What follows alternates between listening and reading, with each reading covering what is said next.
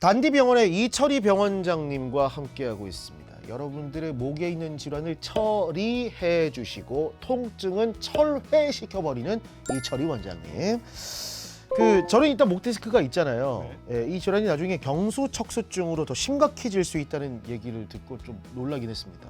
예, 좀 경각심이 느껴지는데 일반적인 목 디스크하고 경추척수증 뭐가 다르고 왜 위험한지 설명을 좀 부탁드립니다.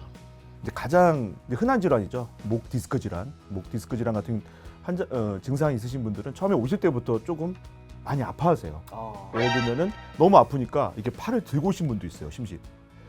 팔을 내리면 손이 너무 저리고 팔을 좀 들면은 조금 덜 저리고 그래서 이렇게 오시는 분들 거의 99.9% 목 디스크 질환 확률이 상당히 높고요. 저리니까. 네.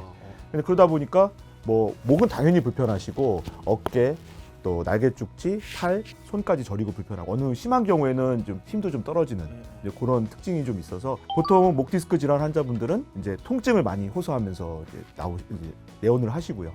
경추 척수증은 좀 진행을 한 거죠. 아까도 살짝 말씀을 드렸는데 척수라는 게 머리에서 내려오는 중추신경이다 보니까 한번 손상을 받게 되면 이게 회복이 잘 안 되거든요.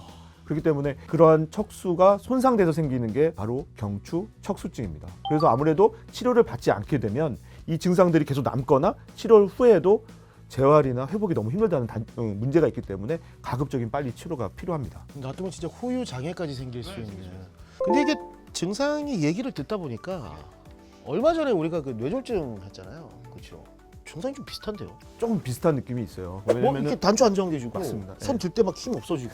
결정적인 차이가 이제 경추 척수증 같은 경우는 좀 증상이 약간 이분하게 나타납니다. 요즘 유행한 말이죠. 이분하게 양쪽으로 이렇게 비슷비슷하게 증상이 나타나요.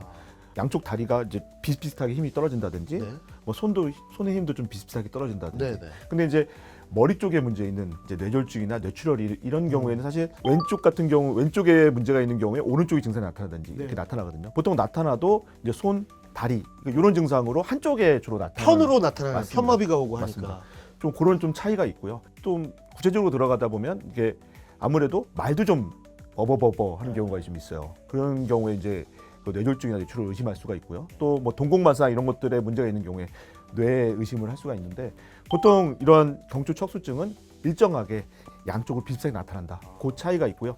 사실 정확하게 이제 확인을 해보려면 아무래도 뭐 CT나 MRI 같은 검사를 또 통해서 해봐야 되고요. 저는 그걸 보고선 확인한 다음에 보통 수술적 치료를 합니다. 이게 제일 중요한 건 여러분들 겁먹으면 안 돼요. 이게 뇌졸중이라든지 뭐 중풍 이런 뇌질환 같은 경우에 방금 말씀해 주셨지만 편마비 한쪽이 심각하게 오는 장애들이 있는데 요거는 양쪽으로 균등하게 나온다는 거.